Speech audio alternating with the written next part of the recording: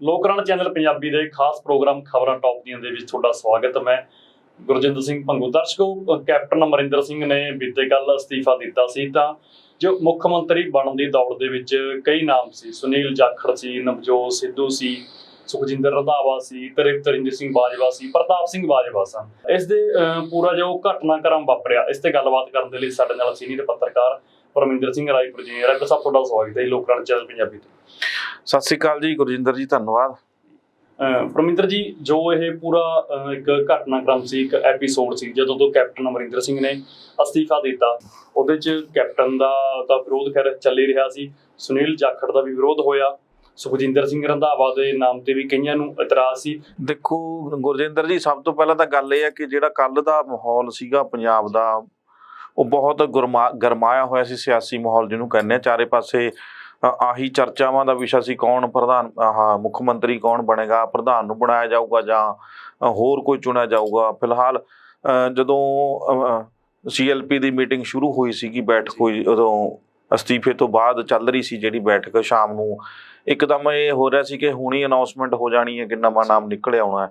ਤੇ ਬਹੁਤ ਸਾਰਾ ਜਿਹੜਾ ਆਪਾਂ ਕਹਿ ਸਕਦੇ ਕਿ ਵਿਸ਼ਵਾਸ ਸੀ ਜਾਂ ਉਮੀਦ ਸੀਗੀ, ਉਹ ਸੀਗੀ ਵੀ ਨਵਜੋਤ ਸਿੰਘ ਸਿੱਧੂ ਨੂੰ ਕਿਤੇ ਨਾ ਕਿਤੇ ਜਿਹੜਾ ਹੈਗਾ ਉਹ ਬਣਾਇਆ ਜਾ ਸਕਦਾ ਹੈ ਪੰਜਾਬ ਦਾ ਮੁੱਖ ਮੰਤਰੀ।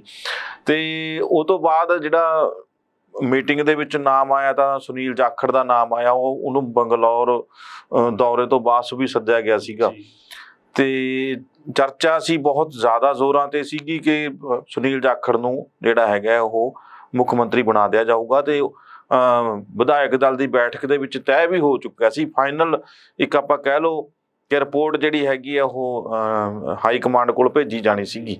ਸੋ ਉਹ ਉਸ ਤੋਂ ਪਹਿਲਾਂ ਹੀ ਸੁਖਜਿੰਦਰ ਰੰਧਾਵਾ ਨੇ ਖੁਦ ਨੂੰ ਆਪਣਾ ਨਾਮ ਆਪ ਹੀ ਪੇਸ਼ ਕਰਤਾ ਕਿ ਮੈਂ CM, ਮੈਨੂੰ ਕਿਉਂ ਨਹੀਂ ਬਣਾਇਆ ਜਾਣਾ ਚਾਹੀਦਾ, ਕਿ ਇੱਕ ਜੱਟ ਸਿੱਖ ਹੀ ਹੋਣਾ ਚਾਹੀਦਾ ਹੈ, ਇਸ ਸਮੁਦਾਇ ਦੇ ਵਿੱਚੋਂ, ਇਸ ਭਾਈਚਾਰੇ ਦੇ ਵਿੱਚੋਂ ਹੀ ਹੋਣਾ ਚਾਹੀਦਾ ਹੈ। ਤੇ ਮਾਝੇ ਦੀ ਵੀ ਗੱਲ ਕੀਤੀ ਕਿ ਮਾਝੇ ਨੂੰ ਵੀ ਮਿਲਣੀ ਚਾਹੀਦੀ ਹੈ, ਉਹ ਇੱਕ ਅਗਵਾਈ ਮਿਲਣੀ ਚਾਹੀਦੀ ਹੈ, ਅਗਵਾਈ ਕਰਨ ਦਾ ਮੌਕਾ ਮਿਲਣਾ ਚਾਹੀਦਾ। ਦੂਜੇ ਪਾਸੇ ਨਾਲ ਹੀ ਚਰਨਜੀਤ ਸਿੰਘ ਚੰਨੀ ਨੇ ਵੀ ਕਹਿਤਾ ਕਿ ਦਲਿਤ ਜੇ ਚਿਹਰਾ ਬਣਾਉਣਾ ਉਪ ਮੁੱਖ ਮੰਤਰੀ ਤਾਂ ਮੇਰਾ ਨਾਮ ਕਿਉਂ ਨਹੀਂ ਆਉਣਾ। ਤਾਂ ਉਹ ਜਿਹੜਾ ਇੱਕ ਫੇਰ ਉਹੀ ਘਟਨਾਕ੍ਰਮ ਸ਼ੁਰੂ ਹੋ ਗਿਆ ਸੀਗਾ ਵਿਰੋਧ ਵਾਲਾ, ਤਾਂ ਉੱਥੇ ਹੀ ਮੀਟਿੰਗ ਸਮਾਪਤ ਕਰਕੇ ਹਾਈ ਕਮਾਂਡ ਨੂੰ ਦੱਸ ਕੇ ਵਾਪਸ ਆ ਗਏ ਸੀ। ਸਾਰੇ ਮੀਟਿੰਗ ਤੋਂ ਬਾਹਰ ਆ ਗਏ ਸੀਗੇ ਤੇ ਸਾਰੇ ਜਿਹੜੇ ਅਧਿਕਾਰ ਸੀਗੇ ਉਹ ਸੋਨੀਆ ਗਾਂਧੀ ਨੂੰ ਦਿੱਤੇ ਸੀ। ਹੁਣ ਅੱਜ ਸਵੇਰ ਦਾ ਫੇਰ ਇਹੀ ਨਾ ਹਾਂ ਦੇ ਵਿੱਚ ਜੇ ਆਪਾਂ ਗੱਲ ਕਰੀਏ ਤਾਂ ਲਗਾਤਾਰ ਸਾਰੇ ਨਾਮਾਂ ਦਾ ਜ਼ਿਕਰ ਆਈ ਜਾ ਰਿਹਾ ਸੀਗਾ। ਔਰ ਇੱਥੋਂ ਤੱਕ ਕਿ ਇਹ ਵੀ ਗੱਲਾਂ ਬਾਹਰ ਆਈਆਂ ਕਿ ਸ਼ਾਇਦ ਨਵਜੋਤ ਸਿੰਘ ਸਿੱਧੂ ਨੇ ਵੀ ਆਪਣੇ ਆਪ ਨੂੰ ਪੇਸ਼ ਕੀਤਾ ਹੈ ਕਿ ਉਹ ਬਣਨਗੇ, ਉਹ ਬਣਨਾ ਚਾਹੁੰਦੇ ਨੇ, ਇੱਛੁਕ ਨੇ CM ਬਣਨ ਦੇ। ਤੇ ਜਾਖੜ ਦਾ ਵਿਰੋਧ ਵੀ ਕੀਤਾ ਕਿ ਜਾਖੜ ਦੇ ਨਾਂ ਤੇ ਨਵਜੋਤ ਸਿੰਘ ਸਿੱਧੂ ਸਹਿਮਤ ਨਹੀਂ। ਤੇ ਸਿੱਧੂ ਦੇ ਨਾਂ ਤੇ ਕੈਪਟਨ ਅਮਰਿੰਦਰ ਸਿੰਘ ਨੇ ਵੀ ਬੜੀ ਵੱਡੀ ਆਪਾਂ ਕਹਿ ਲਓ ਕਿ ਬਿਆਨਬਾਜ਼ੀ ਕੀਤੀ ਸੀ। ਇੱਕ ਤਰ੍ਹਾਂ ਨਾਲ ਬਹੁਤ ਵੱਡਾ ਜਿਹੜਾ ਬਿਆਨ ਹੈ ਨਵਜੋਤ ਸਿੰਘ ਸਿੱਧੂ ਬਾਰੇ ਦਿੱਤਾ ਸੀਗਾ, ਦੇਸ਼ ਦੇ ਲਈ ਜਾਂ ਪੰਜਾਬ ਦੇ ਲਈ, ਸੁਰੱਖਿਆ ਦੇ ਲਈ ਖਤਰਾ ਤੱਕ ਜਿਹੜਾ ਹੈਗਾ ਉਹ ਦੱਸਦਾ ਸੀਗਾ। ਤੇ ਸੁਖਜਿੰਦਰ ਰੰਧਾਵਾ ਦਾ ਵੀ ਦੁਪਹਿਰ ਤੱਕ ਇਹੀ ਬਿਆਨ ਆਇਆ ਸੀ ਕਿ ਉਹ ਦੌੜ ਦੇ ਵਿੱਚ ਸ਼ਾਮਲ ਨਹੀਂ। ਹਾਲਾਂਕਿ ਅੰਬਿਕਾ ਸੋਨੀ ਦਾ ਤੇ ਸੁਨੀਲ ਜਾਖੜ ਦਾ ਨਾਮ ਜਿਹੜਾ ਬਹੁਤ ਚਰਚਾਵਾਂ ਦੇ ਵਿੱਚ ਰਿਹਾ। ਅੰਬਿਕਾ ਸੋਨੀ ਨੇ ਆਪਣੀ ਸਿਹਤ ਦਾ ਹਵਾਲਾ ਦੇ ਕੇ ਇਨਕਾਰ ਕਰਤਾ ਕਹਿੰਦੇ। ਤੇ ਹੁਣ ਜਾਖੜ ਦੇ ਉਹਦੇ ਵਿੱਚ ਖੇਮੇ ਦੇ ਵਿੱਚ ਜੇ ਦੇਖੇ ਗਏ ਤਾਂ 38 ਦੇ ਕਰੀਬ ਵਿਧਾਇਕ ਜਿਹੜੇ ਉੱਧਰ ਭੁਗਤੇ ਨੇ। ਕੱਲੇ ਤੋਂ ਹਾਈ ਕਮਾਂਡ ਨੇ ਜਿਹੜਾ ਹੈਗਾ ਵਿਧਾਇਕ ਦਲ ਦੇ ਬੈਠਕ ਤਾਂ ਨਹੀਂ ਬੁਲਾਈ, ਪਰ ਕੱਲੇ ਤੋਂ ਫੋਨ ਤੇ ਰਾਏ ਵੀ ਲਈ ਗਈ। ਨਵਜੋਤ ਸਿੰਘ ਸਿੱਧੂ ਦੇ ਮੋਢਿਆਂ ਤੇ ਰੱਖ ਕੇ ਵੀ ਖੇਲੀ ਗਈ। ਸਿਆਸਤ ਤਾਂ ਇਸੇ ਨੂੰ ਕਿਹਾ ਜਾਂਦਾ ਹੈ। ਪ੍ਰਧਾਨ ਬਣਾਉਣ ਦੇ ਵਿੱਚ ਨਵਜੋਤ ਸਿੰਘ ਸਿੱਧੂ ਦਾ ਸਾਥ ਦਿਆ ਤਾਂ ਕਿ ਕੱਲ ਨੂੰ ਜੇ ਕੋਈ ਗੱਲ ਆਉਂਦੀ ਹੈ ਤਾਂ ਆਪਣੇ ਨਾਲ ਵਿਧਾਇਕ ਜੋੜੇ, ਆਪਣੇ ਨਾਲ ਕੈਬਨਿਟ ਮਿਨਿਸਟਰ ਜੋੜੇ ਤੇ ਆਪਦਾ ਨਾਮ ਖੁਦ ਵੀ ਪੇਸ਼ ਕਰਤਾ ਤਾਂ ਕਿ ਨਵਜੋਤ ਸਿੰਘ ਸਿੱਧੂ ਵੀ ਜਿਹੜਾ ਹੈ ਉਹ ਮਜਬੂਰ ਹੋ ਜੇ। ਕਿਉਂਕਿ ਜਦੋਂ ਪ੍ਰਧਾਨਗੀ ਦਾ ਸਮਾਗਮ ਹੋਇਆ ਸੀ ਤਾਂ ਬਕਾਇਦਾ ਤੌਰ ਤੇ ਸੁਖਜਿੰਦਰ ਸਿੰਘ ਰੰਧਾਵਾ ਦਾ ਨਾਮ ਲੈ ਕੇ ਇਕੱਲਿਆਂ ਦਾ ਨਵਜੋਤ ਸਿੰਘ ਸਿੱਧੂ ਨੇ ਤਾਰੀਫ ਕੀਤੀ ਸੀਗੀ। ਤੇ ਉਹੀ ਚੀਜ਼ ਜਿਹੜੀ ਹੈਗੀ ਅੱਜ ਵਾਪਰੀ ਹੈ। ਨਵਜੋਤ ਸਿੰਘ ਸਿੱਧੂ ਵੀ ਬੇਵਸ ਨਜ਼ਰ ਆਏ ਜਦੋਂ ਸੁਖਜਿੰਦਰ ਰੰਧਾਵਾ ਦਾ ਨਾਮ ਜਿਹੜਾ ਹੈਗਾ ਆਪਣੇ ਆਪ ਉਹਨਾਂ ਨੇ ਪੇਸ਼ ਕੀਤਾ ਜਾਂ ਉਹ ਚਰਚਾ ਦੇ ਵਿੱਚ ਆ ਗਿਆ, ਤਾਂ ਉਹਦਾ ਵਿਰੋਧ ਕਰਨ ਦੇ ਵਿੱਚ ਸਿੱਧੂ ਵੀ ਥੋੜਾ ਚੁੱਪ ਨਜ਼ਰ ਆਏ ਆ। ਦੇਖਣਾ ਇਹ ਜ਼ਰੂਰੀ ਹੈ ਹੁਣ ਕਿ ਸੱਚੀ ਮੁੱਚੀ ਮੁੱਦਿਆਂ ਲਈ ਬੋਲਦੇ ਸੀ ਜਾਂ ਸਿਰਫ ਕੁਰਸੀਆਂ ਦੀ ਦੌੜ ਸੀਗੀ। ਇਹ ਜਿਹੜੀ ਗੱਲਾਂ ਚੱਲਦੀਆਂ ਸੀਗੀਆਂ ਕਿ ਸਿਰਫ ਕੁਰਸੀਆਂ ਦੀ ਦੌੜ ਹੈ, ਕੁਰਸੀਆਂ ਦੇ ਵਿੱਚ ਕੁਰਸੀਆਂ ਪ੍ਰਾਪਤ ਕਰਨ ਲਈ, ਅਹੁਦੇ ਪ੍ਰਾਪਤ ਕਰਨ ਲਈ ਟਕਰਾਅ ਹੋਇਆ ਜਾ ਰਿਹਾ ਹੈ, ਕੀਤਾ ਜਾ ਰਿਹਾ ਹੈ। ਤਾਂ ਪੰਜਾਬ ਦੇ ਲੋਕ ਕਿਤੇ ਇਹ ਕੁਰਸੀ ਦੌੜ ਦੇ ਵਿੱਚ ਪੰਜਾਬ ਦੇ ਲੋਕਾਂ ਨੂੰ ਤਾਂ ਨਿਵੇਸਲਾ ਕਰ ਦਿੱਤਾ ਗਿਆ, ਜਾਂ ਪੰਜਾਬ ਦੇ ਲੋਕ ਤਾਂ ਨਹੀਂ ਭੁਲਾ ਦਿੱਤੇ ਗਏ, ਪੰਜਾਬ ਦੇ ਲੋਕਾਂ ਨੂੰ ਸਾਈਡ ਤੇ ਤਾਂ ਨਹੀਂ ਰੱਖਿਆ ਗਿਆ। ਪਰਮਿੰਦਰ ਜੀ, ਜੇਕਰ ਸੁਖਜਿੰਦਰ ਸਿੰਘ ਰੰਧਾਵਾ ਦੀ ਗੱਲ ਕੀਤੀ ਜਾਵੇ, ਜਦੋਂ ਕਾਂਗਰਸ ਦੇ ਪ੍ਰਧਾਨ ਨਵਜੋਤ ਸਿੰਘ ਸਿੱਧੂ ਬਣੇ ਨੇ, ਤਾਂ ਐਂ ਲੱਗਦਾ ਸੀ ਕਿ ਅੱਜ ਦਾ ਘਟਨਾਕ੍ਰਮ ਵੇਖ ਕੇ ਲੱਗਦਾ ਕਿ ਸੁਖਜਿੰਦਰ ਸਿੰਘ ਰੰਧਾਵਾ ਸਾਰਾ ਇਹ ਪਹਿਲਾਂ ਸੋਚ ਕੇ ਚੱਲ ਰਹੇ ਸੀ।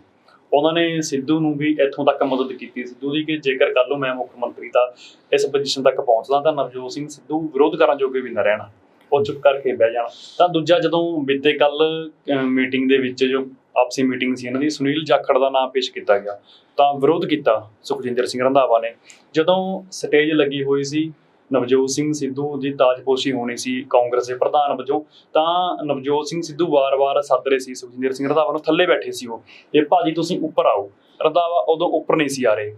ਐ ਨਾ ਪੂਰੇ ਘਟਨਾਕ੍ਰਮ ਪਿੱਛੇ ਲੱਗਦਾ ਕਿ ਸੁਖਜਿੰਦਰ ਸਿੰਘ ਰੰਧਾਵਾ ਬੜੀ ਇੱਕ ਪਲੈਨਿੰਗ ਦੇ ਨਾਲ ਚੱਲ ਰਹੇ ਸੀ। ਉਹਨਾਂ ਨੂੰ ਪਤਾ ਸੀ ਕਿ ਕਾਂਗਰਸ ਦੇ ਵਿੱਚ ਇਹ ਹਾਲਾਤ ਬਣਨਗੇ, ਮੁੱਖ ਮੰਤਰੀ ਕੈਪਟਨ ਅਮਰਿੰਦਰ ਸਿੰਘ ਨੂੰ ਕੁਰਸੀ ਤੋਂ ਲਾਇਆ ਜਾਊਗਾ, ਤੇ ਉਹ ਆਪਣੇ ਆਪ ਨੂੰ ਪੂਰੇ ਇਸ ਬਦਲਾਅ ਦੇ ਵਿੱਚ ਇਸ ਕਾਬਲ ਬਣਾ ਰਹੇ ਸੀ ਕਿ ਮੈਂ ਫਿੱਟ ਹੋ ਸਕਾਂ ਉੱਥੇ। ਬਿਲਕੁਲ ਬਿਲਕੁਲ ਉਹੀ ਚੀਜ਼ ਜਿਹੜੀ ਆਈ ਹੈ। ਸਿਆਸਤ ਦਾ ਨਾ ਹੀ ਇਹ ਹੁੰਦਾ, ਸਿਆਸਤ ਦਾ ਕੰਮ ਹੀ ਇਹੀ ਹੁੰਦਾ ਕਿ ਆਪਣੇ ਲਈ ਗਰਾਊਂਡ ਤਿਆਰ ਕਰਨਾ। ਨਿੱਜਤਾ ਬਹੁਤ ਜ਼ਿਆਦਾ ਭਾਰੂ ਹੁੰਦੀ ਹੈ ਰਾਜਨੀਤੀ ਦੀ ਅੱਜ ਕੱਲ੍ਹ। ਕੋਈ ਸਮਾਂ ਉਦੋਂ ਹੋਰ ਹੁੰਦਾ ਸੀਗਾ ਜਦੋਂ ਝੋਲੇ ਚੱਕ ਕੇ MLA ਜਾਂ CM ਜਿਹੜੇ ਹੈਗੇ ਸਾਈਕਲਾਂ ਤੇ ਲੋਕਾਂ ਦਾ ਭਲਾ ਕਰਦੇ ਫਿਰਦੇ ਸੀਗੇ, ਤੇ ਉਹਨਾਂ ਕੋਲ ਆਪਦੇ ਝੋਲੇ ਦੇ ਵਿੱਚ ਆਪਦੇ ਘਰੋਂ ਬਣਾਈਆਂ ਹੋਈਆਂ ਰੋਟੀਆਂ ਤੱਕ ਹੁੰਦੀਆਂ ਸੀਗੀਆਂ ਖਾਣ ਵਾਸਤੇ, ਤੇ ਤਨਖਾਹਾਂ ਵੀ ਨਹੀਂ ਲੈਂਦੇ ਸੀ ਵਿਚਾਰੇ ਉਹ। ਅੱਜ ਵੀ MLA ਇਸ ਤਰ੍ਹਾਂ ਦੇ ਇੱਕ ਦੋ ਮੈਂ ਦੇਖੇ, ਰਾਜਪੁਰੇ ਦੇ ਨੇੜੇ ਤੇੜੇ ਇੱਕ ਹੈਗਾ ਇੱਕ MLA ਰਿਹਾ, ਉਹ ਅੱਜ ਵੀ ਸਾਈਕਲ ਦੇ ਉੱਤੇ ਹੈ। ਤੇ ਉਹ ਏਦਾਂ ਦੇ ਬੰਦੇ ਸੀਗੇ ਜਿਹੜੇ ਸਿਰਫ ਤੇ ਸਿਰਫ ਲੋਕ ਸੇਵਾ ਨੂੰ ਸਮਰਪਿਤ ਸੀਗੇ। ਅਸਲ ਰਾਜਨੀਤੀ ਜਿਹੜੀ ਹੈਗੀ ਉਹ ਕਰਦੇ ਸੀਗੇ। ਉਹ ਜ਼ਮਾਨੇ ਚਲੇ ਗਏ। ਅੱਜ ਹਰ ਇੱਕ ਬੰਦਾ ਦੇਖਦਾ ਕਿ ਮੈਨੂੰ ਕਿਹੜੇ ਮੁੱਦੇ ਰਾਹੀਂ, ਕਿਹੜੇ ਭਾਈਚਾਰੇ ਨੂੰ ਨਾਲ ਲੈ ਕੇ, ਕਿਹੜੇ ਭਾਈਚਾਰੇ ਨੂੰ ਭੰਡ ਕੇ, ਕਿਹੜੇ ਧਰਮ ਨੂੰ ਨਾਲ ਲੈ ਕੇ, ਕਿਹੜੇ ਧਰਮ ਨੂੰ ਭੰਡ ਕੇ, ਕਿੱਥੇ ਦੰਗੇ ਕਰਾ ਕੇ, ਕਿੱਥੇ ਪਿਆਰ ਦੀ ਗੱਲ ਕਰਕੇ, ਕਿੱਥੇ ਸਟੇਜਾਂ ਲਾ ਕੇ, ਕਿੱਥੇ ਰੈਲੀਆਂ ਕਰਕੇ ਕਿੰਨੀ ਵੋਟ ਮਿਲ ਜਾਣੀ ਹੈ। ਮੈਂ ਵੋਟ ਲੈ ਕੇ ਅੱਗੇ ਆ ਜਾਵਾਂ, 5 ਸਾਲ ਮੈਂ ਰਾਜ ਕਰਾਂ, ਉਸ ਤੋਂ ਬਾਅਦ ਜਿਹੜਾ ਆਉਂਦਾ ਦੇਖੀ ਜਾਊਗੀ, ਮੈਂ ਫੇਰ ਉਹੀ ਦੁਬਾਰਾ ਵਾਅਦੇ ਦਾਅਵੇ ਠੋਕਾਂ, ਫੇਰ ਉਹੀ ਮੈਨੀਫੈਸਟੋ ਲੈ ਕੇ ਆਵਾਂ। 50 ਸਾਲ ਪੁਰਾਣਾ ਮੈਨੀਫੈਸਟੋ ਜਿਹੜਾ ਚੱਲੀ ਜਾਂਦਾ ਹੈ। ਅੱਜ ਤੱਕ ਮਸਲੇ ਹੀ ਨਹੀਂ ਹੱਲ ਹੋਏ ਪੰਜਾਬ ਦੇ, ਨਾ ਕਿਸੇ ਨੇ ਗੌਰ ਕੀਤੀ। ਪੰਜਾਬ ਦੇ ਲੋਕ ਵੀ ਮਗਰ ਲੱਗ ਕੇ ਵੋਟਾਂ ਪਾ ਕੇ ਇਹਨਾਂ ਨੂੰ ਸਿਰ ਤੇ ਚੜਾਈ ਬੈਠੇ ਸੀਗੇ। ਹੁਣ ਪਤਾ ਲੱਗਦਾ ਜਦੋਂ ਸਿਰ ਪਾੜਦੇ ਆ ਇਹ, ਹੁਣ ਪਤਾ ਲੱਗਦਾ ਜਦੋਂ ਪਾਣੀ ਦੀਆਂ ਵਿਛਾੜਾਂ ਮਾਰਦੇ ਆ, ਹੁਣ ਪਤਾ ਲੱਗਦਾ ਜਦੋਂ ਘਰਾਂ ਦੇ ਅੰਦਰ ਬੇਰੁਜ਼ਗਾਰੀ ਐਨ ਸਿਰੇ ਤੱਕ ਪਹੁੰਚ ਗਈ ਆ, ਹੁਣ ਪਤਾ ਲੱਗਦਾ ਜਦੋਂ ਮਹਿੰਗਾਈ ਨੇ ਕਜੁੰਬਰ ਕੱਢ ਕੇ ਰੱਖਤਾ ਲੋਕਾਂ ਦਾ। ਹੁਣ ਲੋਕਾਂ ਨੂੰ ਅਕਲ ਆਉਣੀ ਜਿਹੜੀ ਹਲੇ ਸ਼ੁਰੂ ਹੋਈ ਹੈ, ਜਾਗਰੂਕ ਪੂਰੀ ਤਰ੍ਹਾਂ ਨਹੀਂ ਹੋਏ, ਹਲੇ ਸ਼ੁਰੂ ਹੋਏ ਹੈ। ਸੋ ਜਿਹੜਾ ਆਹ ਗਰਾਊਂਡ ਤਿਆਰ ਕਰਨ ਦੀ ਗੱਲ ਹੋ ਰਹੀ ਹੈ ਨਾ, ਇਹ ਗਰਾਊਂਡ ਤਿਆਰ ਪਹਿਲਾਂ ਤੋਂ ਹੀ ਕੀਤਾ ਜਾ ਰਿਹਾ ਸੀ। ਤੇ 100-150 ਦਿਨ ਦਾ ਜਿਹੜਾ ਹੈਗਾ ਇਹ CM ਦਾ ਰਾਜ ਹੈ ਜਿਹੜਾ, ਉਹ ਕਿੰਨੇ ਕੁ ਗੁੱਲ ਖਿਲਾ ਸਕਦਾ, ਜਾਂ ਪੰਜਾਬ ਦੇ ਲੋਕਾਂ ਦਾ ਕਿੱਥੇ ਭਲਾ। ਜਿਨ੍ਹਾਂ ਮੁੱਦਿਆਂ ਦੀ ਗੱਲ ਹੋ ਰਹੀ ਸੀ, ਜਿਨ੍ਹਾਂ ਮੁੱਦਿਆਂ ਦੇ ਉੱਤੇ ਬਹਿਸ ਹੋ ਰਹੀ ਸੀ, ਜਿਨ੍ਹਾਂ ਮੁੱਦਿਆਂ ਨੂੰ ਲੈ ਕੇ ਕਿਹਾ ਜਾਂਦਾ ਸੀ ਕਿ ਕਾਂਗਰਸ ਜਾਂ ਕੈਪਟਨ ਅਮਰਿੰਦਰ ਸਿੰਘ ਜਿਹੜਾ ਹੈਗਾ ਉਹ ਦੋਸਤੀ ਮਿੱਤਰਤਾ ਵਾਲਾ ਨਿਭਾ ਰਿਹਾ, ਕੀ ਉਹ ਮੁੱਦੇ ਹੁਣ ਹੱਲ ਹੋ ਸਕਣਗੇ? ਗੱਲ ਇੰਨੀ ਆ ਕਿ ਪੰਜਾਬ ਦੇ ਲੋਕਾਂ ਨੂੰ ਕੀ ਇਨਸਾਫ ਮਿਲ ਪਾਊਗਾ? ਜੀ ਪਰਮਿੰਦਰ ਜੀ, ਇੱਕ ਸਵਾਲ ਪੈਦਾ ਹੁੰਦਾ ਕਿ ਉਹ ਆਜ਼ਾਦ ਤੌਰ ਤੇ ਫੈਸਲੇ ਲੈਣਗੇ ਪੰਜਾਬ ਦੇ ਵਿੱਚ? ਦੇਖੋ, ਹਾਈ ਕਮਾਂਡ ਦਾ ਦਬਾਅ ਤਾਂ ਹੈਗਾ ਹੀ ਹੈ ਕਿ ਪੰਜਾਬ ਦੇ ਵਿੱਚ ਵੀ ਕਿਸੇ ਦਬਾਅ ਹੇਠ ਚੱਲਣਗੇ? ਕੋਈ ਏਦਾਂ ਦਾ ਚਿਹਰਾ ਹੋ ਸਕਦਾ ਜਿਨ੍ਹਾਂ ਦੀ ਉਹ ਮੰਨੇ, ਜਾਂ ਫਿਰ ਜੋ ਫੈਸਲੇ ਲੈਣਗੇ ਉਹ ਇੰਡੀਪੈਂਡੈਂਟਲੀ ਤੌਰ ਤੇ ਫੈਸਲੇ ਲੈਣਗੇ? ਇਹ ਤਾਂ ਚਾਹੇ ਸਿੱਧੂ ਹੁੰਦੇ ਇੱਥੇ, ਚਾਹੇ ਰੰਧਾਵਾ, ਚਾਹੇ ਕੈਪਟਨ ਅਮਰਿੰਦਰ ਸਿੰਘ, ਚਾਹੇ ਅੰਬਿਕਾ ਸੋਨੀ ਆਂਦੀ ਜਾਂ ਜਾਖੜ ਆਂਦੇ, ਇਹ ਤਾਂ ਹੋ ਹੀ ਨਹੀਂ ਸਕਦਾ। ਕੈਪਟਨ ਨੂੰ ਲਾਂਭੇ ਕਰਕੇ ਇਹ ਗੱਲ ਵਿਰੋਧੀਆਂ ਨੂੰ, ਕੈਪਟਨ ਦਿਆਂ ਨੂੰ, ਜਾਂ ਜਿਨ੍ਹਾਂ ਨੂੰ ਨੇੜੇ ਲਾਇਆ ਹਾਈ ਕਮਾਂਡ ਨੇ, ਉਹਨਾਂ ਨੂੰ ਦੱਸ ਦਿੱਤਾ ਹੈ ਕਿ ਜੇ ਕੈਪਟਨ 52 ਸਾਲ ਦਾ ਕੈਰੀਅਰ ਲੈ ਕੇ ਔਰ ਕਾਂਗਰਸ ਦੀ ਸੇਵਾ ਕਰਕੇ ਕਹਿ ਲਓ, ਜਾਂ ਕਾਂਗਰਸ ਦੇ ਇਸ਼ਾਰੇ ਤੇ ਨੱਚ ਕੇ ਵੀ ਆਪਣੀ CM ਦੀ ਕੁਰਸੀ ਨਹੀਂ ਬਚਾ ਸਕਿਆ, ਸਿਰਫ ਇਸ ਕਰਕੇ ਕਿ ਹਾਈ ਕਮਾਂਡ ਦੇ ਕਹੇ ਅਨੁਸਾਰ ਨਹੀਂ ਚੱਲ ਰਿਹਾ, ਜਾਂ ਆਪਣੀ ਮਨਮਰਜ਼ੀ ਕਰਨ, ਜਾਂ ਆਪਣੇ ਆਪ ਨੂੰ ਤਕੜਾ ਪੇਸ਼ ਕਰਨ ਦੀ ਕੋਸ਼ਿਸ਼ ਕਰ ਰਿਹਾ, ਤਾਂ ਉਹਨੂੰ ਲਾਂਭੇ ਕਰਨਾ ਕੋਈ ਔਖਾ ਕੰਮ ਨਹੀਂ ਸੀ। ਸੌਖਾ ਹੀ ਜਿਵੇਂ ਮੱਖਣ ਚੋਂ ਵਾਲ ਕੱਢ ਕੇ ਸਿੱਟ ਦਿੰਦੇ ਆ, ਐਂ ਕਰਕੇ ਸਿੱਟਿਆ। ਤਾਂ ਇਹ ਦੱਸਣ ਦੀ ਕੋਸ਼ਿਸ਼ ਹੈ ਕਿ CM ਜਿਹੜਾ ਮਰਜ਼ੀ ਹਾਈ ਕਮਾਂਡ ਨੇ ਬਣਾਤਾ, ਪਰ ਉਹ ਰਹੇਗਾ ਹਾਈ ਕਮਾਂਡ ਦੀ ਨਿਗਾਹ ਥੱਲੇ ਹੀ, ਉਹਦੇ ਇਸ਼ਾਰੇ ਤੋਂ ਬਿਨਾਂ ਨਹੀਂ ਕੰਮ ਕਰ ਸਕਦਾ। ਤੇ ਜਿਹੜਾ ਕੱਲ ਇਹਨਾਂ ਨੇ ਵਿਧਾਇਕ ਦਲ ਨੇ ਆਪਣੇ ਹੱਥ ਵੱਢ ਕੇ ਉੱਥੇ ਦਿੱਤੇ ਆ ਦਿੱਲੀ ਕਿ ਫੈਸਲਾ ਨਿਰਣਾ ਉੱਥੋਂ ਆਣਾ ਆਖਰੀ, ਉਹਨਾਂ ਨੇ ਵੀ ਡਾਇਰੈਕਟ ਕਹਿਤਾ ਕਿ ਡਾਇਰੈਕਟ ਇੱਥੋਂ ਨਾਮ ਅਨਾਉਂਸ ਹੋਊਗਾ। ਅਨਾਉਂਸ ਤਾਂ ਉਹਨਾਂ ਦੀ ਮਰਜ਼ੀ ਨਾਲ ਹੀ ਹੋਇਆ ਨਾ, ਇਹਨਾਂ ਦੀ ਗੱਲ ਹੁੰਦੀ ਤਾਂ ਇੱਥੇ ਹੀ ਫੈਸਲਾ ਕੱਲ ਹੀ ਲੈ ਲੈਣਾ ਸੀ ਵੀ ਨਹੀਂ ਦੋ ਜੀ। ਜੋ VOTING ਦੀ ਪ੍ਰਕਿਰਿਆ ਦੱਸੀ ਜਾ ਰਹੀ ਸੀ ਕਿ ਇਕੱਲੇ ਵਿਧਾਇਕ ਨਾਲ ਹਾਈ ਕਮਾਂਡ ਗੱਲ ਕਰਕੇ ਆਪਣਾ ਫੈਸਲਾ ਲਊਗੀ, ਉਹ ਵੀ ਕਿਤੇ ਨਾ ਕਿਤੇ ਟੈਂਪਰੇਰੀ ਜਾਪਦਾ, ਇੱਕ ਆਮ ਜਾਪਦਾ, ਕਿਉਂਕਿ ਫੈਸਲਾ ਤਾਂ ਹਾਈ ਕਮਾਂਡ ਨੇ ਲੈਣਾ। ਨਹੀਂ ਗੁਰਜਿੰਦਰ ਜੀ, ਇਹ ਤਾਂ ਹੁਣ ਕਿਹਾ ਜਾ ਰਿਹਾ ਹੈ ਕਿ ਰਾਏ ਲਈ ਗਈ ਹੈ ਜੀ। ਹਾਈ ਕਮਾਂਡ ਰਾਏ ਥੋੜੀ ਲਏਗਾ, ਹਾਈ ਕਮਾਂਡ ਤਾਂ ਕਹੇਗਾ ਨਾ ਅਨਾਉਂਸ ਕਰ ਰਹੇ ਤੈਨੂੰ ਇਤਰਾਜ਼ ਆ ਜੀ। ਜੇ ਉਹਨਾਂ ਨੇ ਕਿਹਾ ਇਤਰਾਜ਼ ਹੈ ਤਾਂ ਉਹਨੂੰ ਲਾਂਭੇ ਕਰਨ ਦੀ, ਵੀ ਇਹਨੂੰ ਲਾਂਭੇ ਕਰੋ, ਇਹਦੀ ਥਾਂ ਤੇ ਨਵਾਂ ਫਿੱਟ ਕਰੋ, ਗੱਲ ਤਾਂ ਇਹ ਹੁੰਦੀ ਆ। ਰਾਏ ਲੈਣੀ ਹਾਈ ਕਮਾਂਡ ਥੋੜੀ ਰਾਏ ਲਏਗਾ ਉਹਨਾਂ ਦੀ, ਜੇ ਹਾਈ ਕਮਾਂਡ ਰਾਏ ਲਏਗਾ ਫਿਰ ਤਾਂ ਹਾਈ ਕਮਾਂਡ ਇਹਨਾਂ ਦੇ ਥੱਲੇ ਲੱਗ ਜੂ। ਉਹਨਾਂ ਨੇ ਤਾਂ ਅਨਾਉਂਸ ਕੀਤਾ, ਉਹਨਾਂ ਨੇ ਤਾਂ ਪੁੱਛਿਆ ਵੀ ਇਹ ਅਨਾਉਂਸਮੈਂਟ ਹੋ ਰਹੀ ਆ, ਜੇ ਇਤਰਾਜ਼ ਆ ਤਾਂ ਦੱਸ। ਜੇ ਥੱਲਿਆਂ ਦੇ ਹੇਠਾਂ ਦੇ ਫੈਸਲੇ ਹਾਈ ਕਮਾਂਡ ਮੰਨੂਗਾ ਤਾਂ ਫਿਰ ਹਾਈ ਕਮਾਂਡ ਕਾਹਦਾ? ਹਾਂ, ਫਿਰ ਹਾਈ ਕਮਾਂਡ ਕਾਹਦਾ? ਉਹਨੇ ਆਪਣੇ ਵਾਗਡੋਰ ਲਗਾਮ ਜਿਹੜੀ ਹੈ ਆਪਣੇ ਹੱਥ ਰੱਖੀ ਹੈ, ਔਰ ਇਹੀ ਦੱਸਿਆ ਹੈ ਪੰਜਾਬ ਦੇ ਵਿੱਚ ਕਾਂਗਰਸ ਦੇ ਇਹਨਾਂ ਆਗੂਆਂ ਨੂੰ, ਨੁਮਾਇੰਦਿਆਂ ਨੂੰ ਜਾਂ ਵਰਕਰਾਂ ਨੂੰ ਕਿ ਜੋ ਉੱਥੋਂ ਫੈਸਲਾ ਆਣਾ ਉਹੀ ਹੋਣਾ ਹੈ। ਉੱਥੋਂ ਤੁਸੀਂ ਆ ਖੁਦ ਮੁਖਤਿਆਰੀ ਵਾਲੀ ਗੱਲ ਭੁੱਲ ਜਾਓ, ਇਹ ਨਹੀਂ ਹੋਣਾ। ਉੱਥੋਂ ਹੀ ਚੱਲਣੀ ਹੈ ਕਮਾਂਡ, ਔਰ ਉੱਥੋਂ ਜਿਹੜੀ ਕਮਾਂਡ ਚੱਲੂਗੀ ਜਦ ਤੱਕ ਇਹ ਮੰਨ ਰਹੇ ਨੇ, ਜਦੋਂ ਤੱਕ ਇਹ ਉਹਨਾਂ ਦੀ ਗੱਲ ਸੁਣਦੇ ਨੇ, ਜਦੋਂ ਜਿੱਦਾਂ ਇਹ ਇਸ਼ਾਰੇ ਤੇ ਨਚਾਉਂਦੇ ਆ, ਉਂਗਲਾਂ ਤੇ ਨਚਾਉਂਦੇ, ਉਦੋਂ ਤੱਕ ਨੱਚੀ ਜਾਣਗੇ ਤਾਂ ਠੀਕ ਹੈ। ਜਿਸ ਦਿਨ ਮਾੜਾ ਮੋਟਾ ਵਿਰੋਧ ਹੋਇਆ, ਚਾਹੇ ਕੋਈ ਹੋਇਆ, ਉਹਨਾਂ ਨੇ ਚੱਕ ਕੇ ਬਾਹਰ ਮਾਰਨਾ। ਪਹਿਲਾਂ ਵੀ ਬੜੇ ਸੀਨੀਅਰ ਆਗੂਆਂ ਨੂੰ ਲਾਂਭੇ ਕੀਤਾ ਹੀ ਆ, ਬਿਲਕੁਲ। ਜਦੋਂ ਸੁਣੀਏ ਨਹੀਂ ਉਹ ਛੱਡ ਕੇ ਚਲੇ ਗਏ ਪਾਰਟੀ, ਜਾਂ ਘਰਾਂ 'ਚ ਬੈਠੇ ਨੇ। 12 ਦੀ ਚੋਣ ਜਦੋਂ ਹਾਰ ਗਏ ਸੀ, ਕੈਪਟਨ ਅਮਰਿੰਦਰ ਨੂੰ ਪ੍ਰਧਾਨਗੀ ਦੀ ਗੱਦੀ ਤੋਂ ਲਾਤਾ ਸੀ। ਬਿਲਕੁਲ ਉਹੀ ਚੱਕਰ ਉਹੀ ਹੈ ਕਿ ਉੱਥੋਂ ਹੀ ਚੱਲੂਗੀ ਕਮਾਂਡ, ਉੱਥੇ ਹੀ ਰਹਿਣੀ ਹੈ। ਤੇ ਉਹ ਤੋਂ ਜਾਇਜ਼ਾ ਲਾ ਸਕਦੇ ਨੇ ਪੰਜਾਬ ਦੇ ਲੋਕ ਕਿ ਸੱਚੀ ਮੁੱਚੀ ਕਿਤੇ ਪੰਜਾਬ ਦਾ ਭਲਾ ਹੋ ਸਕਦਾ। ਇਹ ਸਿਰਫ ਬਿਆਨਬਾਜ਼ੀਆਂ ਨੇ, ਆ ਰੈਲੀਆਂ ਹੋਣਗੀਆਂ, ਹੁਣ ਫਿਰ ਮੈਨੀਫੈਸਟੋ ਆਊਗਾ। ਹੁਣ ਜਿਹੜੇ ਮੁੱਦੇ ਕੈਪਟਨ ਅਮਰਿੰਦਰ ਸਿੰਘ ਨੇ ਜਿਹੜੇ ਵਾਅਦੇ ਕੀਤੇ ਆ, ਅੱਜ ਨਵਾਂ ਬਿਆਨ ਆ ਰਿਹਾ ਕਿ ਕੈਪਟਨ ਅਮਰਿੰਦਰ ਨੇ ਸੋਨੀਆ ਨੂੰ ਪੱਤਰ ਲਿਖਿਆ ਹੈ ਕਿ 99% ਜਿਹੜੇ ਵਾਅਦੇ ਨੇ ਉਹ ਪੂਰੇ ਕਰ ਚੁੱਕੇ, 90 ਦੇ ਕਰੀਬ। ਉਹ ਪੱਤਰ ਲਿਖ ਕੇ ਦੱਸਿਆ ਕਿ ਮੇਰੀ ਸਰਕਾਰ ਨੇ, ਉਹ ਵੀ ਅੱਜ ਦੱਸਤਾ, ਬਿਆਨ ਦੇਤਾ ਉਹਨਾਂ ਨੇ, ਪੱਤਰ ਲਿਖਿਆ ਮੈਂ ਸੋਨੀਆ ਨੂੰ। ਤੇ ਉਹ ਜਿਹੜੇ ਉਹ ਵਾਅਦੇ ਕਰ ਚੁੱਕੇ ਆ, ਜਾਂ ਜਿਹੜੇ ਹੁਣ ਫੈਸਲੇ ਲਏ ਆ, ਉਹਨਾਂ ਨੂੰ ਨੇਪਰੇ ਕੌਣ ਚਾੜੂਗਾ ਜੀ? ਬਿਲਕੁਲ।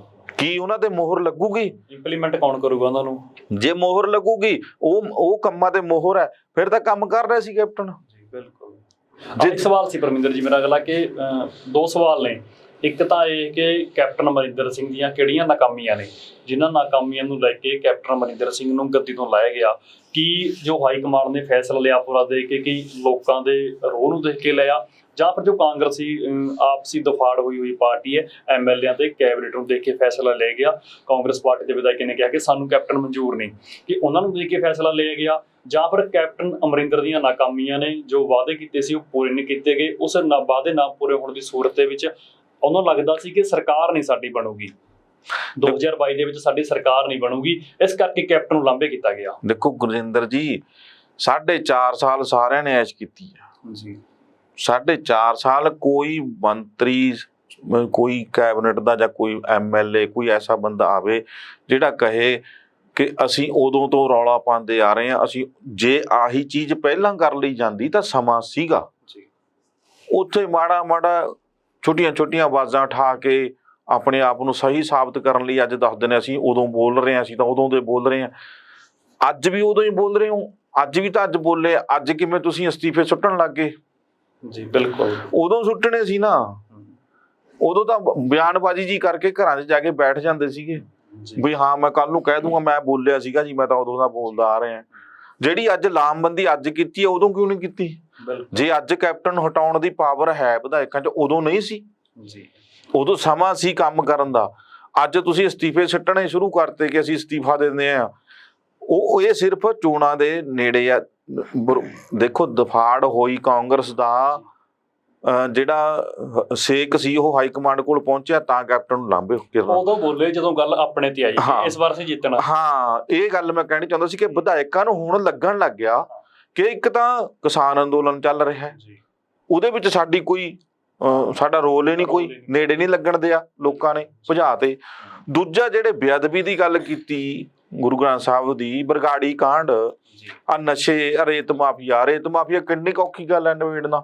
ਤੁਸੀਂ ਫ੍ਰੀ ਕਰ ਦੋ, ਕੌਣ ਸਟੋਰ ਕਰੇਗਾ, ਕੌਣ ਟਿੱਪਰ ਚਲਾਊਗਾ, ਕੌਣ ਠੇਕੇ ਲਊਗਾ? ਜਦੋਂ ਫ੍ਰੀ ਹੋ ਗਿਆ, ਜਿਹਨੂੰ ਜਿੰਨੀ ਲੋੜ ਹੈ ਉਹਨੇ ਹੀ ਲੈਣਾ ਅਗਲੇ ਨੇ ਘਰੇ। ਆਪ ਵਿਧਾਇਕਾਂ ਦੇ ਨੇ ਕਿੰਨੀਆਂ ਦੀ ਆਪਣੇ ਮਾਈਨਿੰਗ ਇਹਨਾਂ ਦੀ ਆਪ ਦੀ ਹੈ, ਨਜਾਇਜ਼ ਸ਼ਰਾਬ ਦੀਆਂ ਫੈਕਟਰੀਆਂ ਫੜੀਆਂ ਗਈਆਂ। ਨਸ਼ੇ ਕੈਪਟਨ ਅਮਰਿੰਦਰ ਸਿੰਘ ਨੇ ਸ਼ੁਰੂਆਤੀ ਦੌਰ ਦੇ ਵਿੱਚ ਹੈਲੀਕਾਪਟਰ ਰਾਹੀਂ ਦੌਰਾ ਕੀਤਾ ਸੀ ਤੁਹਾਡੇ ਚੀਤੇ ਚ, ਦੂਰਬੀਨ ਨਾਲ ਦੇਖਿਆ ਸੀ ਕਿ ਕਿੱਥੇ ਕਿੱਥੇ ਮਾਈਨਿੰਗ ਹੁੰਦੀ ਹੈ, ਪਰ ਬਣਿਆ ਕੀ ਕੁਛ। ਮੈਂ ਉਹੀ ਗੱਲ ਕਰਦਾ ਕਿ ਜਦੋਂ ਪਤਾ ਲੱਗ ਗਿਆ ਨਾ ਵਿਧਾਇਕਾਂ ਨੂੰ, ਇਹਨਾਂ ਕੈਬਨਿਟ ਮਿਨਿਸਟਰਾਂ ਨੂੰ, ਕਿ ਸਾਨੂੰ ਤਾਂ ਹੁਣ ਲੋਕਾਂ ਨੇ ਚਪੇੜਾਂ ਮਾਰਨੀਆਂ, ਕਿਹੜੇ ਮੂੰਹ ਨਾਲ ਜਾ ਕੇ ਮੰਗਾਂਗੇ, ਉਦੋਂ ਇਹਨਾਂ ਨੂੰ ਲਾਮਬੰਦੀ ਯਾਦ ਆ ਗਈ।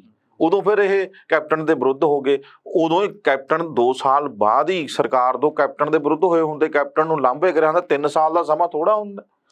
ਅੱਜ ਇਹ 100 ਦਿਨ ਦੇ ਲਈ ਸੀਐਮ ਬਣਨ ਨੂੰ ਤਿਆਰ ਹੋ ਗਏ, 3 ਸਾਲ ਲਈ ਕੌਣ ਨਹੀਂ ਸੀ ਤਿਆਰ? ਕਿਉਂ ਨਹੀਂ ਸਾਹਮਣੇ ਆਏ? ਉਦੋਂ ਫਿਰ ਮਲਾਈਆਂ ਖਾਣੀਆਂ ਹੁੰਦੀਆਂ ਜਿਹੜੀਆਂ, ਉਹ ਗੱਲਾਂ ਜਿਹੜੀਆਂ ਉਹ ਕਿੱਥੇ ਇਹ ਦੱਸਣ ਕਿ ਰੇਤ ਮਾਫੀਆ ਦੇ ਵਿੱਚ ਕੌਣ ਕੌਣ ਸ਼ਾਮਲ ਸੀਗੇ, ਕਿਹਨੇ ਮਾਈਨਿੰਗ, ਇਲੀਗਲ ਮਾਈਨਿੰਗ ਕੀਤੀ ਅਕਾਲੀ ਸਰਕਾਰ ਤੋਂ ਬਾਅਦ। ਅਕਾਲੀ ਸਰਕਾਰ ਵਾਲਿਆਂ ਦਾ ਵੀ ਨਾਂ ਲੈਣ, ਸ਼ਰਾਬ ਦੀਆਂ ਫੈਕਟਰੀਆਂ ਦੱਸਣ, ਨਜਾਇਜ਼ ਸ਼ਰਾਬ ਕਿੱਥੋਂ, ਜ਼ਹਿਰੀਲੀ ਸ਼ਰਾਬ ਨਾਲ ਕਿੰਨੀਆਂ ਮੌਤਾਂ ਹੋਈਆਂ ਨੇ, ਸਭ ਦੇ ਸਾਹਮਣੇ ਆਉਣ।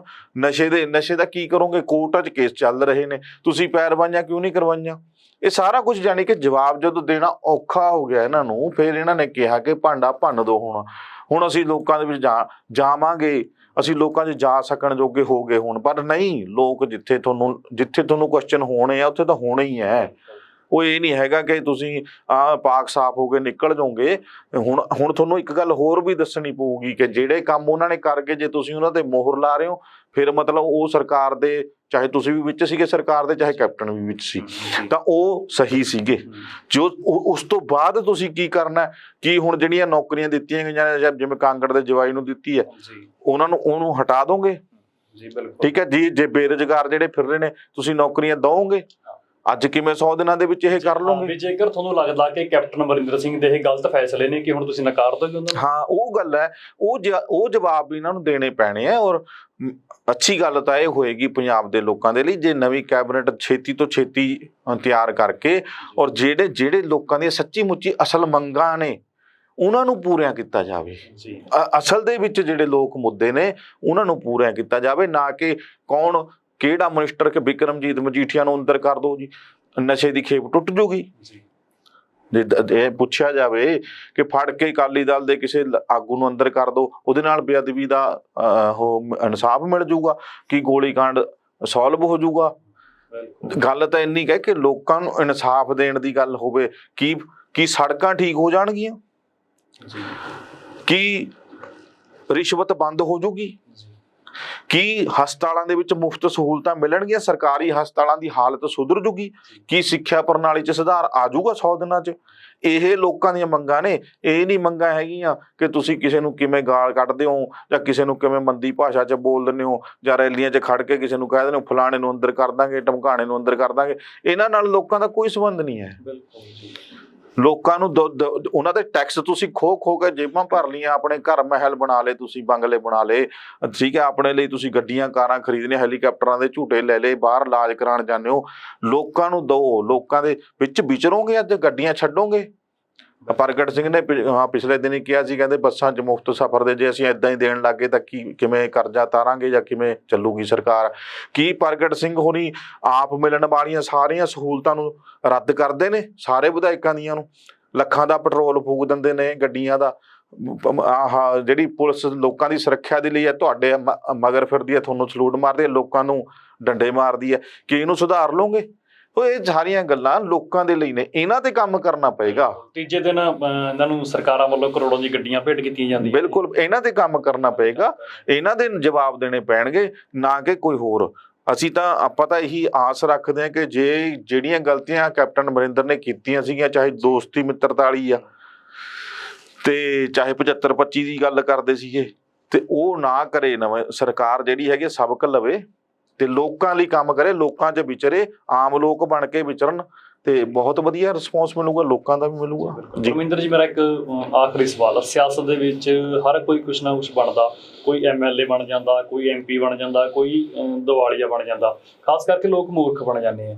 ਇਹ ਸਵਾਲ ਇਸ ਕਰਕੇ ਕੈਪਟਨ ਅਮਰਿੰਦਰ ਸਿੰਘ ਦੇ ਸਲਾਹਕਾਰ ਨੇ ਆਪਣਾ ਮੁਸਤਫਾ ਸਾਹਿਬ, ਉਹ ਕਹਿੰਦੇ ਕਿ ਕੈਪਟਨ ਬਾਰੇ ਸਾਡੇ ਕੋਲ ਇਹੋ ਜਿਹੇ ਕੁਝ ਦਸਤਾਵੇਜ਼ ਨੇ, ਜੇਕਰ ਅਸੀਂ ਉਹ ਜਨਤਕ ਕਰ ਦਈਏ ਤਾਂ ਇੱਕ ਵੱਡਾ ਵਿਵਾਦ ਖੜਾ ਹੋ ਜਾਊਗਾ। ਇਸ ਦਾ ਮਤਲਬ ਹੈ ਕਿ ਤੁਸੀਂ ਲੋਕਾਂ ਦਾ ਭਲਾ ਤਾਂ ਨਹੀਂ ਸੋਚਦੇ, ਤੁਸੀਂ ਤਾਂ ਸਿਰਫ ਜੋ ਇਹ ਤੁਹਾਨੂੰ ਲੱਗਦਾ ਕਿ ਇਹ ਬੰਦਾ ਗਲਤ ਹੈ, ਤੁਸੀਂ ਦਬਾ ਕੇ ਰੱਖਣਾ ਚਾਹੁੰਦੇ ਹੋ, ਬਲੈਕਮੇਲ ਕਰਨਾ ਚਾਹੁੰਦੇ ਹੋ, ਇਹ ਬੰਦਾ ਗਲਤ ਹੈ, ਜਨਤਾ ਦੇ ਹਿੱਤ ਦੇ ਵਿੱਚ ਨਹੀਂ ਹੈ, ਉੱਥੇ ਤੁਸੀਂ ਸੋਚਦੇ ਨਹੀਂ। ਦੇਖੋ ਆਹ ਗੱਲ ਲਾਗੂ ਕੈਪਟਨ ਤੋਂ ਹੀ ਹੁੰਦੀ ਹੈ।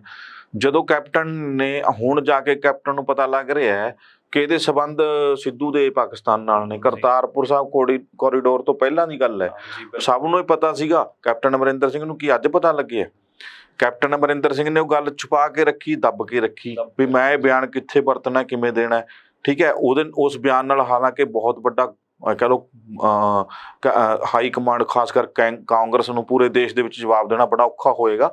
ਤੇ ਚਲੋ ਉਹਨਾਂ ਨੇ ਇਹ ਦੱਬ ਕੇ ਰੱਖਿਆ। ਫਿਰ ਵੀ ਜੇ ਉਹਨਾਂ ਨੂੰ ਇਹ ਗੱਲ ਦਾ ਪਤਾ ਸੀ ਕਿ ਪਾਕਿਸਤਾਨ ਦੇ ਨਾਲ ਇਹਨਾਂ ਦੇ ਸੰਬੰਧ ਹੈਗੇ ਨੇ, ਚਾਹੇ ਉਹ ਪ੍ਰਧਾਨ ਮੰਤਰੀ ਹੈ, ਚਾਹੇ ਮੁਖੀ ਹੈ ਉਧਰ ਦਾ ਫੌਜ ਮੁਖੀ, ਤਾਂ ਫਿਰ ਵੀ ਉਹਨੂੰ ਉਹਦਾ ਆਫਰ ਕਰ ਰਹੇ ਹੈ। ਤੁਹਾਡੀ ਸਰਕਾਰ ਸੀ, ਤੁਸੀਂ ਸੁੱਤੇ ਪਏ ਸੀ। ਹਾਂ, ਉਹ ਆਫਰ ਮੰਤਰੀ ਦਾ ਉਹਦਾ ਆਫਰ ਕੀਤਾ ਜਾ ਰਿਹਾ, ਫਿਰ ਵੀ ਦੁਬਾਰਾ ਫਿਰ ਸਰਕਾਰ ਚ ਲੈ ਜਾ ਰਿਹਾ। ਉਦੋਂ ਨਹੀਂ ਸੀ ਖਤਰਾ ਤੇ ਪਰ ਲੇਕਿਨ ਪਤਾ ਹੁੰਦਾ ਕਿ ਸਿਆਸੀ ਆਹ ਚੀਜ਼ ਤਿਕੜਮਬਾਜ਼ੀ ਐਹੀ ਸਾਰਿਆਂ ਵਿਧਾਇਕਾਂ, ਕੈਬਨਿਟ ਮਿਨਿਸਟਰਾਂ ਦੇ ਕਾਲੇ ਕਾਰਨਾਮਿਆਂ ਵਾਲੇ ਸਾਰਿਆਂ ਨੂੰ ਪਤਾ ਹੁੰਦਾ, ਪਰ ਇਹਨਾਂ ਨੂੰ ਵਰਤਣਾ ਕਿਵੇਂ, ਸੰਘੀ ਕੁੱਟਣੀ ਹੁੰਦੀ ਉਦੋਂ।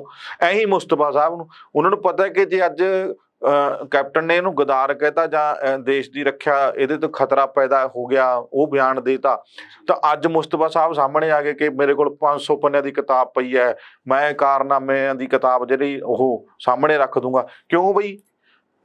ਇਹਦਾ ਮਤਲਬ ਲੋਕਾਂ ਦਾ ਕੋਈ ਤੁਹਾਡੇ ਮਨ 'ਚ ਲੋਕਾਂ ਲਈ ਜਰਾ ਵੀ ਹਮਦਰਦੀ ਨਹੀਂ ਹੈਗੀ। ਤੁਸੀਂ ਜਰਾ ਜਿੰਨਾ ਵੀ ਨਹੀਂ ਲੋਕਾਂ ਦਾ ਭਲਾ ਸੋਚਦੇ, ਤੁਸੀਂ ਜਰਾ ਜਿੰਨਾ ਵੀ ਨਹੀਂ ਦੇਸ਼ ਦੇ ਹਿੱਤਾਂ ਦੀ ਗੱਲ ਕਰਦੇ, ਪੰਜਾਬ ਦੇ ਹਿੱਤਾਂ ਦੀ ਗੱਲ ਜਮਾ ਨਹੀਂ ਕਰਦੇ। ਤੁਸੀਂ ਜੇ ਤੁਹਾਡੇ ਕੋਲ ਹੈਗੀ ਹੈ, ਤੁਸੀਂ ਛੁਪਾਈ ਕਿਉਂ ਹੈ ਹੁਣ ਤੱਕ?